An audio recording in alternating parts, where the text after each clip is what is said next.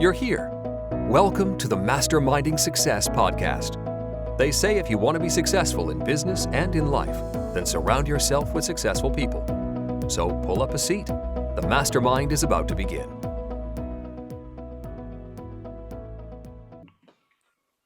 Hey, glad you could join us for another episode of the Masterminding Success podcast. We're your host, Keith Wheeler. And Nuria Corby. And what are we talking about today, Nuria? Today we're going to talk about the truth about low content books. And that's a big topic. It is. It is a very big topic. And it's a hot topic. There are people that absolutely love creating and selling low content books. And then on the other end, there are people that absolutely despise low content books. They look at them as the enemy. Specifically, a lot of people that write, traditional books. They look at low content books as the enemy, and they absolutely, like I said, they despise low content books and people that create them. I know, and I can understand where that comes from up to a point. And I think you probably agree with me. It's because there have been so many low content books out there that are badly made, badly thought out. They're too simple. Then they don't have really nice covers. And I remember in the early days, you probably remember this as well, when people used to have apps that could upload hundreds of books a day. Do you remember that? Now it seems crazy, doesn't it, when you think about it? Yeah, I do. And, the only difference would be the color of the background of the book. Yeah. No, absolutely. And for those types of books, I can understand the frustration. I don't like to use the word hate, but the frustration that writers had and other self-publishers had with I don't consider it necessarily an issue with low content books in general. It was an issue with those types of people doing it. In any business, you're going to get bad actors. You're going to get people who are trying to take the easiest way out, do the least amount of work and try to make the most amount of money. Lazy people, if you will. Yeah. And you're going to get that no matter what, unfortunately. But because of that, and like you said, especially early on when low content books were really kind of starting to get their popularity, people saw how easy it was to do and how quick you could create them and put them up. So it was easy to create. And if you mix easy to create and the fact that you're someone who already has a tendency to do the least amount of work possible, then it's just a matter of time before you're going to start getting a negative connotation when it comes to that type of book, because what they're seeing all these books up there that are less than par. They're subpar. They're charging anywhere between $5.99 to $8.99 for them, and they're publishing, like you said, dozens, if not hundreds, a day or at least a week, and that just buries the books that people are spending real time creating. And I keep saying writers, but it could just be people who are publishing other types of books, maybe not full novels or whatever, but they take it as a business. They take it very seriously. They respect the business, the publishing business, and so I can see how they would have issue with people creating those kind of content. Yeah, and I can understand that totally. I agree with you, and I can still remember the type of videos that used to encourage people to create quantity. They didn't necessarily say over quality, but they really focused on quantity, and the quality has to suffer when you're doing it that way. Because I remember a lot of books were just black backgrounds with a quote. And even worse, some of them were all the birthdays you could have, like happy 18th, happy 19th, happy 20th, happy 21st. And they were all books that people were. So when you were searching on Amazon, sometimes you used to search for something and you had all these books that were absolutely the same, just black backgrounds with white writing, or even other simple designs, but they were flooding the whole Yep. Amazon market, and that was. I think I mean, we don't get that so much now, but I think people are still sort of mistrusting of low content books and low content books creators because they think, oh, they're just churning out rubbish. They're not Right. really. And I noticed that especially in Facebook groups where Yeah. there's a lot of writers, where they're particularly groups about writing or self-publishing, and they really, when someone asks a question about low content books, they kind of really attack them. Why do you want to Yeah. create a low content book? Don't create rubbish. Amazon is flooded with this rubbish. Right. And I kind of think, oh, that's a shame because you can create some really amazing low content books. And I think, and also, especially if you go into the Amazon KDP community, I think that's what it's called. Hmm. There's Yeah. like a forum for people on KDP. And I noticed it, especially in there. I got out of there really quickly Yeah. because I didn't even want to ask any questions just from looking at the replies that people were giving. So it was a very hostile, and it is still quite a hostile reception when you go into spaces like that. But I absolutely love low content books. Well, how do you feel about them personally? I love not only using low content books, I love creating them. Yeah. And it's like I said, it's it's hard to, especially when it's just your experiences. You go on there and you maybe your book has gotten lower on the search because it's been inundated with those types of books. I can understand again the frustration and behind it, and even the negative connotation that comes with it. But again, don't confuse the creator with the even the creation with the genre. The type of book. You can absolutely create amazing, good quality, both cover and interior low content books that at the end of the day, just like with any book, the goal is to create something that the user is going to love. And that's that can absolutely be done. And like I said, I love creating them. I love using them. And it's, whether it's a puzzle book or even something as simple as a journal, you can create a good quality journals that are geared towards that particular niche. Not talking about just creating lined notebooks. I'm talking about creating, either prompt journals or journals for writing things like a diary that are geared towards that particular niche, whether it's golfers or migraine trackers, things like that. So things that will absolutely be used and be useful to people.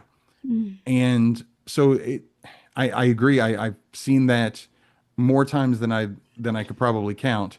The hostility that's there. And again, while I understand the rationale behind it, you're making snap decisions based on a few. Sometimes it's not a few. Maybe it's a few hundred, whatever. Based on experiences you've had. Just because those people did it wrong doesn't mean it can't be done right and that it can't be good quality and something that's useful. Now, Yeah. I think that KDP has done some things that have helped mitigate that, by limiting how many books you can publish in a day. I do wish, and we covered this a while ago on things that changes KDP should make. I think one thing that would be great, it's something that Amazon by Merch does, or Merch by Amazon, and that is if a product doesn't sell over a certain amount of time, take it down. Yeah. I think that would help complete, and not completely, but it would help at least get rid of the ones that have never sold, or the ones that haven't sold, like I said, in the last year. Then take them down. Yeah. If they don't have any reviews and they haven't sold in the last year, take them down. That will help kind of course correct the ones that got through early on. I think that's a great idea. I wish they did do that.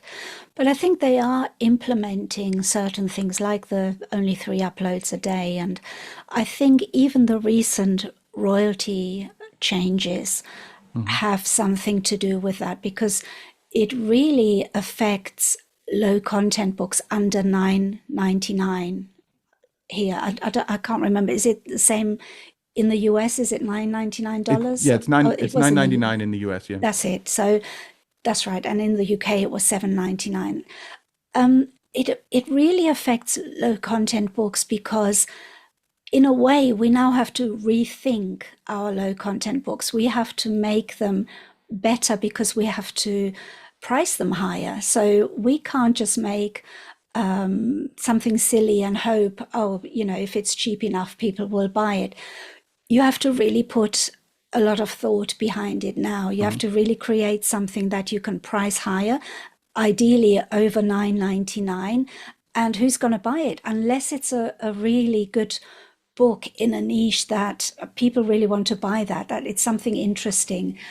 It's going to be harder for people to create run-of-the-mill low-content books that don't offer much value. So I think there was a thought behind that by Amazon, that they probably wanted to discourage people creating cheap books as well. So that's my thought. I mean, I don't know if that's true or not, but I'm thinking that could be one of the reasons they've done it. And they want to encourage people maybe to create better quality books using color as well, because they reduced the royalty, the cost of color printing. So there's a lot of thought behind that, I think. And I think it's going in the right direction with low content books. And the other thing that I also feel when you go into groups like that, they always say, don't bother, low content books don't sell. that always makes me laugh, because I have written books and I have children's books and I have low content books, and my low content books completely outsell any of my other books. Maybe I don't know why that is. Maybe I've got more of them anyway, so I shouldn't really compare, but they definitely sell. And I sell a lot of notebooks. So nobody can tell me that notebooks don't sell anymore. You just have to find the right niche and tap into something that people want to buy. So what do you think about that? Do you think low content books sell less, or how do you feel? Okay, so there's a couple of things that, first of all, we can do a whole episode on the recent royalty change, because I definitely have ideas on and suggestions on how to price your books, a lot of which are not it kind of goes against what most people are saying. So, but like I said, we can cover that in another episode. But as far as whether low content books sell, it really comes down to that the argument that no, low content books don't sell. It's really crappy low content books don't sell. Exactly. But you know what? Crappy written books don't sell either. So it's less about the type of book and more about the quality of it. And while we always say quality over quantity, just mathematically speaking, the more books you have out there, the better chances of visibility, the better chance you've got more things out there that can bring in money, more streams of income. So yes, quantity is somewhat important, but it really just comes down to quality. And like I said, if you have a good quality low content book, they can absolutely sell. My very first book I've ever published back in 2016 was a low content book. And it was by far not my highest quality. I just started out. It was still good quality, but I can and have done better since. But I still literally sell 8 years later, sell multiple copies of it every single month to this day. And so again, you can't tell me that they don't sell, because I mean, I've done it. And that's just one of dozens of low content books that I have that sell every single month. Mm. Again, it really comes down to the quality of it, because like I said, a garbage low content book is not going to sell, but neither is a garbage written book. If it's got Exactly. a horrible cover, even if the interior is great on your written book, if you could be the best writer, since whoever you think is the best writer. Me, I would say Shakespeare. Some I people would was say thinking that. some people would say Stephen King, whatever, depending on your favorite genre. But it could be the best writing, but if that cover isn't any good, most of the time no one's going to click on it. So you're not going to sell the book. So again, it really comes down to quantity. And I've spent hours working on one book. I sometimes days, maybe even weeks, depending on, including the research that I've done and everything else. Sometimes I've spent more time on a low content book than I've spent on some of my short reads that I've written. And so, I mean, if done properly, low content books can absolutely, can sell very well. And I know people who have a business just around creating low content books, and they're making, significant money every single month. I agree, and I've researched different publishers. There's several quite well-known notebook publishers that they all they do is sell notebooks, Right. and they're making money that way. Right. I really loved what you said earlier about your first book being a low content book. And isn't that nice that you started with a low content book and that led you into all your other books? I think Yeah. that is one of the good things about low content books, because it's a relatively easy entry point, right? I Right. think creating a low content book as a beginner is still a lot easier than creating a fully written novel or whatever. I mean, Right. if someone had said to me, I'd be writing a book one day, I would have said, no way, I don't think I wouldn't even know how to publish it, what Right. you do. I didn't even know you could self-publish. So it's lovely that you were able to self-publish a low content book and then take that further into other books. I've gone the other way. No, I've gone that way as well. I've started with low content books and then created written non-fiction books. So I think that is the beauty. Another good thing about low content books, that it's a good entry for people who have no experience in publishing or in self-publishing, and they can produce a book and be a published author, and the Right. confidence that gives somebody, because that is a book that you have created, and especially if it sells, it gives you a lot of confidence and believe in yourself as someone who can create books. So I think I love to see success stories with low content books, because I think they are, I don't know, they're just so lovely to see, because it's so easy. Or I say easy, it's not easy, but it's Right. easier than writing a full-blown novel, I think. I mean, I I don't know, think I haven't it's written one, but yeah. I've written a 75,000 word novel. yeah, I Okay, so I would say, first of all, I think it's definitely, especially when you're first starting out, it's less overwhelming. that's it. It's, think when you're writing a proper book, when you're writing a written book, you've got to worry about, first of all, writing it well, and then, getting it edited, getting it formatted, there's all these other steps that you have to do that you don't have to when it's a low content book. Also, many times it's quicker to create a, a low content book, even if it's, like I said, still good quality, but still going to be quicker, because you don't have to write anything. You don't have to get it edited. I still suggest that you, get it, have someone look at the formatting, whether it's, you hire somebody to do it, you just get a second set of eyes from somebody, that someone in a group that you're with, somebody else besides you looking at it. But again, it can definitely get you, you can go from not published, like having absolutely nothing, to being published faster than you can typically when you're doing written content. And also you can, since it is easier to get in, less barrier of entry, you can get familiar with the upload process, uploading it to KDP, researching keywords, things like that, things that are super important to the business that, if you're writing a full book, you might not take the time to look at because you're so busy, head down, focusing on the written content, that you're not thinking about keyword research or, any of those other things, finding out what good categories are most relevant to your book, because relevancy is what Amazon cares about. And so it's a lot easier to learn the process, learn, like I said, about uploading, and just learn the business with very little out of pocket. The only thing I paid for, and actually the very first book, I didn't even pay for a cover. I created it myself. But if I were to start over today, I would pay for a good cover for my low content book, but that's it. Everything else you can pretty much do yourself. Mm-hmm.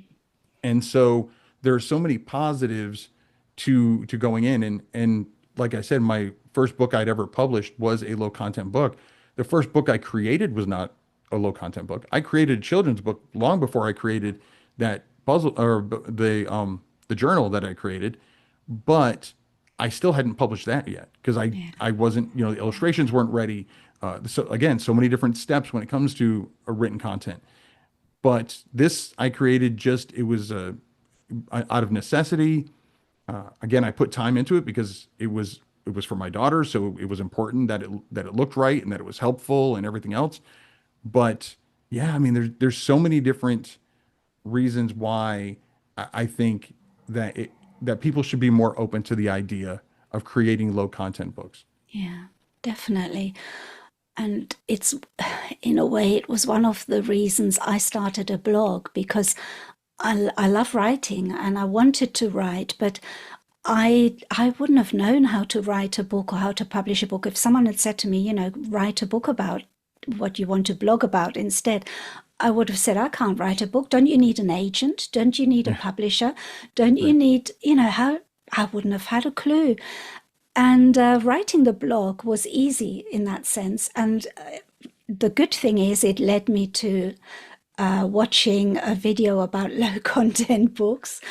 And it's what you said, you learn the upload process for starters, and it was like a big aha moment for me, because I thought, oh my God, I can upload a book to Amazon and that's how you publish a book. I didn't know that. Yeah. So it was like a revelation to me that this is, so then I thought, oh, well, if I can upload this, my first ever book was a pocket money budgeting book for children. And I thought, if I can upload this onto Amazon, what else can I upload? Right. Now I know how I could write a book and upload it as well. So it just opens the door to so many possibilities. And I would say to anybody who wants to publish a book, whatever that is, I would say start with a low content book, because it teaches you so much about the whole publishing process. So to me, I think it's a lot easier than the other way around. But then again, it would be easier for someone who has already published a fiction or non-fiction book to then also create a low content book, because they already know the process. So right. Yeah, it works either way, I think. It does. One thing we had just recently spoke at the AuthorTube Writing Conference, where the whole topic that we presented was using low content books as writers to help you reach a broader audience. Find readers that and customers that might not know that you write in whatever genre you write in. Especially if you're in a genre that's super competitive. If there's all these other well-known authors, they might not know you exist as from the customer standpoint. And so by using and creating low content books that are related to that niche, you can get customers to find you a different way. but also it's something that if you do have a following, your followers, and they're looking for something else from you, they're loyal fans, and maybe you publish a book every month or every quarter. This is something you can put out in between to appease your fans and give them something to use and engage with while you're still creating your actual written content. Yeah. And so there's so many different ways, and that's, again, I'm not going to belabor this too much because we talked about it in that whole video that we did. It was almost an hour long. And while we don't have a podcast version of that, if you go to the Masterminding Success podcast YouTube channel, there's the full presentation is there. And like I said, we had a live Q&A at the end, but there are ways. I know many, in many groups, writers are completely against low content books, but if they just open their minds, there's so many ways that you don't have to, it doesn't have to be an either or. You can still do what you love and write books, but use low content books as basically another promotional tool. And so and again, like I said early on, it's one more product that you have out there, one more source of income. And, making sure that you put in the same amount of quality that you put into your written content. But again, it doesn't have to be either or. There's so much potential and so much sales potential when it comes to creating good quality books, including low content books. Yeah, absolutely. I so agree. I think sometimes I just think it's very sad when people say, don't create low content books. Amazon is saturated. It's like, and it reminds me the other day, I say the other day, and it was probably a few weeks ago. We went to this shopping center. There was a picture gallery in there, and they had this really great picture with a quote on it. And I think the quote was, those who say it cannot be done should not be interrupting those that are doing it. Right. And that kind of always reminds me of this whole KDP business, because there are so many negative voices saying you can't do this, you can't do that. There's people doing it, Right. So it can be done. I'm not saying it's easy. It's definitely not easy. It's something that has to be learned like anything else. And any business, and I say this all the time, most businesses, when they start, they don't make money in the first year. Right. A lot of them go under in the second year as well. So the statistics are online. You can look it up. It's really not, any business is not a money-making machine. You do have to, there's certain things you have to do. You have to put in the work. You have to have a certain knowledge about things. So it's definitely not a get-rich-quick scheme, which is the other reason why I think some people don't like people that produce low-content books, because they tend to think of them as people who see it as a get-rich-quick scheme. And that's why all the low-content books came, they produced them in quantities that really don't match with quality. So I can understand it. I can understand their point of view, and they've seen a side of it that is not very nice.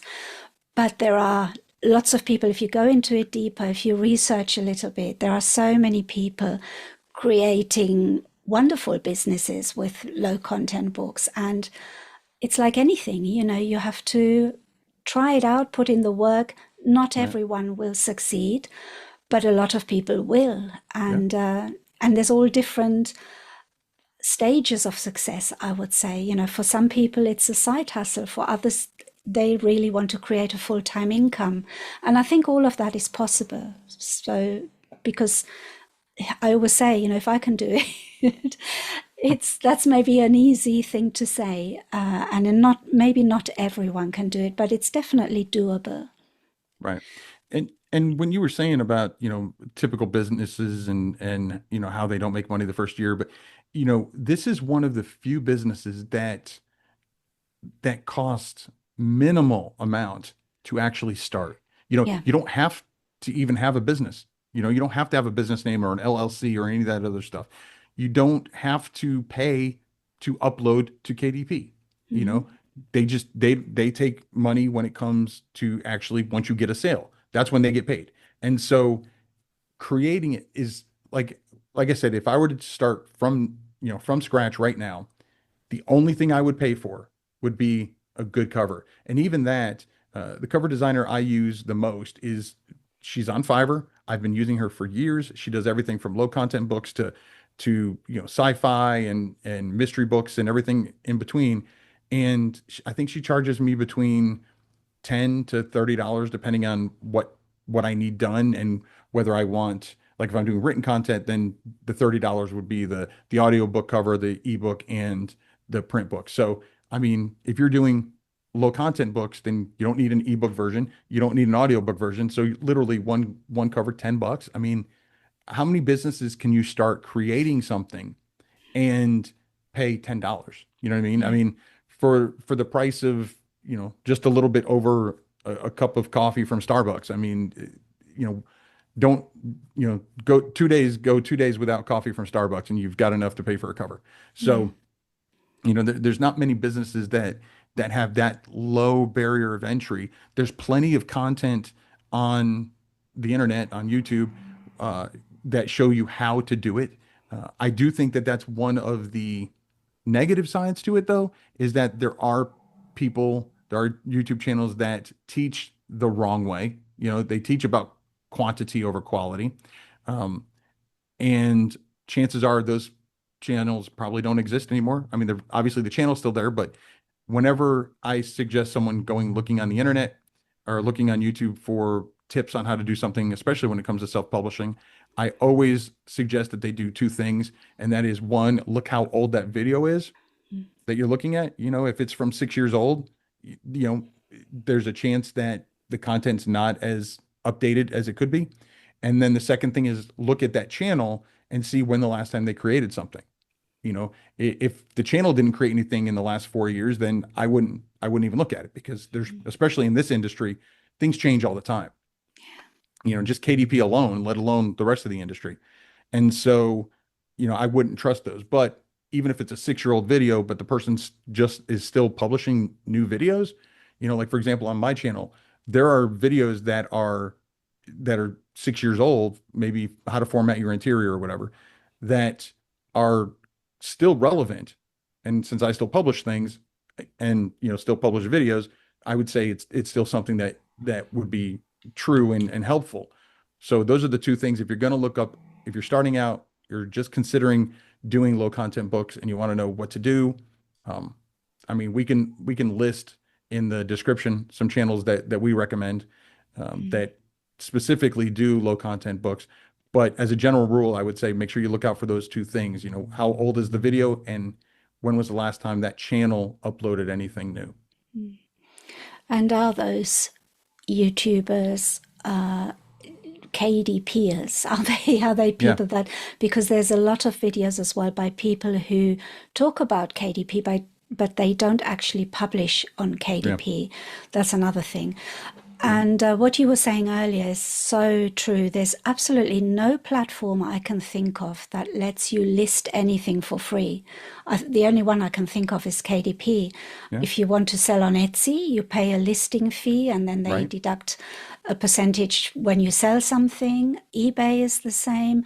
Amazon Marketplace is the same. You pay 30. In my day, it was £38 a month, and then they took a commission of whatever you sold. That might have changed by now. I'm sure it's gone up as well. But KDP is the only platform that I can think of where you can list things, list books free. That's a big deal. Yeah. And again, it makes the barrier of entry so much easier, which is one reason why there were so many bad actors. Because it's a low barrier of entry. They don't have to pay much. They don't have to pay someone to create a good cover. But again, that also means that for people who have good intentions, it's a low barrier of entry for you as well. And because you're taking the time to create a better quality interior, a better cover, that you have a better chance of getting the success. And again, without spending a lot of overhead. The only other tip I would get when it comes to the YouTube channels real quick is, just like with any kind of searches on the internet, don't just trust one person, check out other people, see what different viewpoints are. That's, I mean, that's how you learn anything. So true. I learned everything I know about KDP from watching different YouTube channels, Yeah. quite honestly. And there's some really good ones out there, and there's some not so good ones, like Yep. in anything. Right. But it's what you said, that's how you learn. That's very true.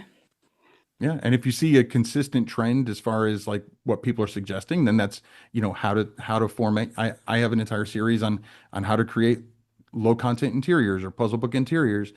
And, if you see other people doing the same thing, maybe I use PowerPoint, some people use Canva, whatever, but, the principles on how to create them, as far as like, the margins, whether you use bleed or no bleed, all of that, that's all consistent. Then you know that that's what to pay attention to. And then you just figure out who teaches it the way that you like to learn, you know. But if one person is saying to do it this way and everybody else is saying something else, then just by looking at that, who not to listen to. Yeah, that's true.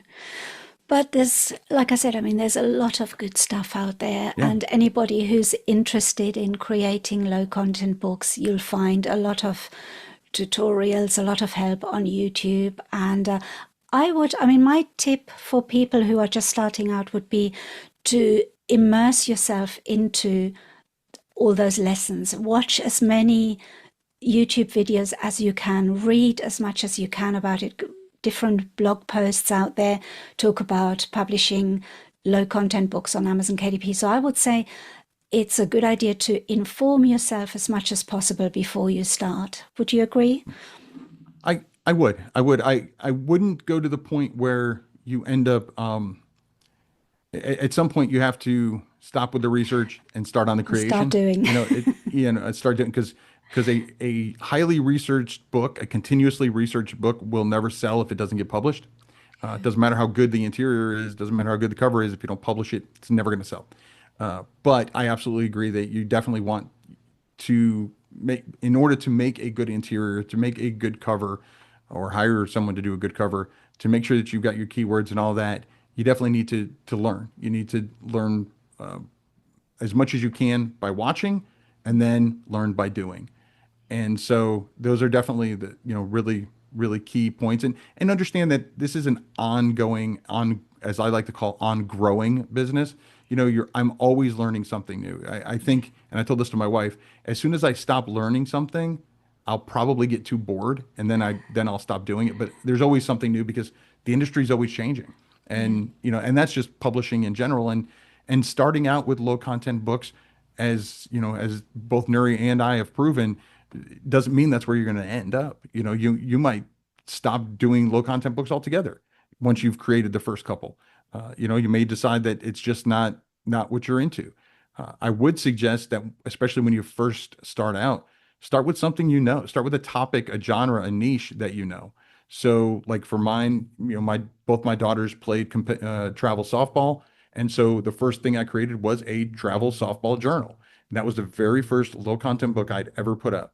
And so, yeah, so again, stick with something, and that makes it easier because the research time is minimal because you already know it. You know the lingo and everything else. And so at that point, it's more learning about the actual creation and the upload process and keyword research and all that other good stuff. I so agree with that. I couldn't have put it better myself. That's a very good tip. Yeah. Yeah.